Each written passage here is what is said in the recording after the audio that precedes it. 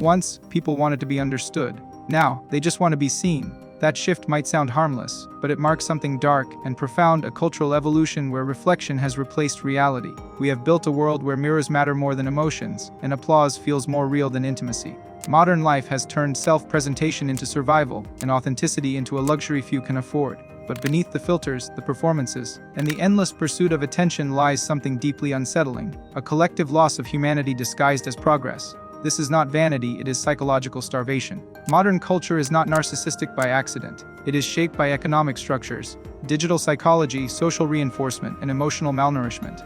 Social media did not create narcissism, but it industrialized it. Self-promotion became survival, self-comparison became identity formation, and personal value became measured by algorithms. Human beings who once defined themselves through belonging now struggle to define themselves without an audience. The inner self is shrinking, while the outer self is expanding. Image is fed constantly while emotional depth starves silently in the background. The rise of narcissism in culture is not simply about ego, it is about emotional disconnection.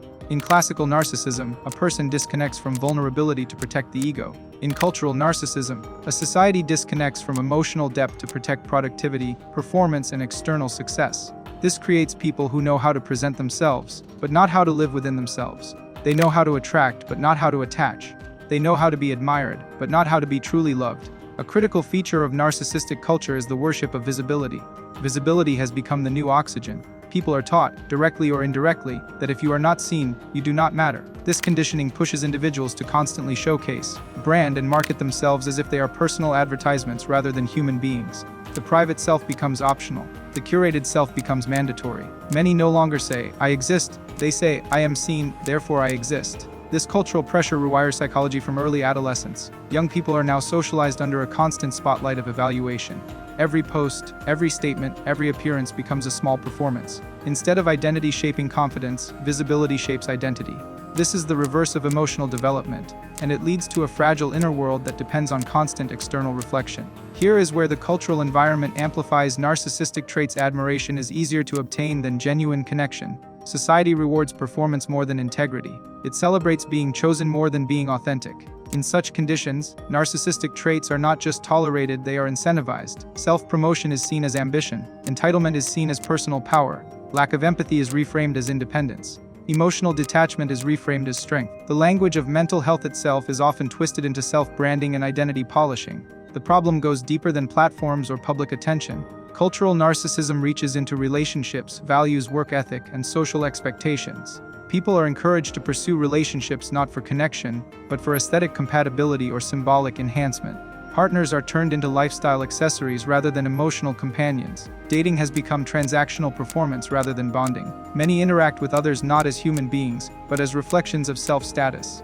The reason cultural narcissism feels normal is because it is reinforced through systems, not only individuals. Capitalism rewards visibility. Consumer culture rewards vanity. Social media rewards impulsive emotional exhibition. And emotional detachment feels safer in a world where vulnerability risks humiliation.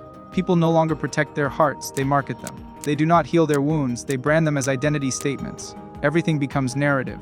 Everything becomes display. Everything becomes external. This cultural shift has also reshaped the meaning of success. In a narcissistic society, success is spectacle-based rather than impact-based. People are praised for being known, not for being meaningful.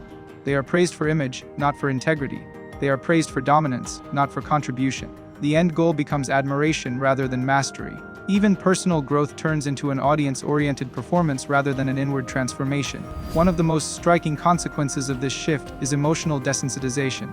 When people are exposed to constant self-advertisement, emotional comparison, and curated identity displays, their threshold for authenticity withers. Real connection begins to feel foreign or uncomfortable. Vulnerability feels risky. Silence feels empty. People lose the ability to sit with themselves without external reflection. They become dependent on stimulation, validation, and attention because they no longer have an internal home to return to. This emotional emptiness disguises itself as empowerment.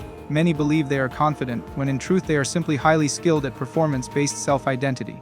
They are praised for being bold, but not intimate. They gain approval for presentation, but remain invisible in essence. Narcissistic culture encourages people to be seen more and known less, to be recognized more and connected less, to be envied more and understood less. Here is where the cultural danger lies. The more identity depends on perception, the less tolerance there is for imperfection. Narcissistic culture punishes humility. It punishes emotional nuance. It punishes quiet integrity because those qualities do not perform well in public. So people become emotionally armored, psychologically edited versions of themselves, constantly curating what parts of themselves are safe to display. The self becomes fragmented, separated into two halves: the visible self and the hidden self. Over time, the visible self consumes the hidden one. This collective psychological shift also affects empathy. The more society pushes individuals toward self-focus, the less patience and emotional capacity people have for the suffering of others. Compassion requires inner stillness and emotional bandwidth. Narcissistic conditioning erodes both. People begin to view others through the lens of usefulness rather than humanity. Someone becomes interesting only when they are beneficial, entertaining, or symbolically elevating. This erodes community bonds and replaces them with transactional interactions. Modern loneliness is not the absence of people, it is the absence of emotional presence. A narcissistic culture is filled with hyperconnected individuals who are emotionally unreachable. People have more access to each other than at any other time in history, yet they report feeling more unseen than ever before. This is because connection today is often interaction without intimacy, attention without presence, proximity without depth. Another symptom of cultural narcissism is competitive individualism. Achievements are no longer personal, they are performative. People compete to be admired rather than fulfilled. Even kindness becomes strategic, designed for approval, praise, or moral branding rather than genuine care. Acts of morality become spectacles. Virtue becomes a form of social currency rather than an internal compass. Narcissism thrives when morality is used to elevate the self rather than to uplift the human spirit. The digital environment reinforces this by rewarding outrage, grandstanding, and emotional exhibitionism. People are conditioned to perform significance rather than cultivate it internally. The world becomes a stage, and the audience becomes the substitute for the inner self. When applause becomes identity fuel, self-awareness withers. The person begins to treat personal reflection as a threat rather than a path. The most heartbreaking cost of cultural narcissism is the erosion of intimacy. Intimacy requires mutual emotional visibility, patience, humility, and presence. These do not survive in a climate of constant self-showcasing. People begin to fear depth because depth demands vulnerability, and vulnerability is incompatible with image curation. So relationships become emotional negotiations rather than bonds. People discuss connection more than they experience it. They speak the language of vulnerability, but remain guarded beneath it. The cultural pressure to be special is another extension of narcissistic conditioning. People are told constantly that ordinary life is failure. They must be exceptional, unforgettable, influential, chosen.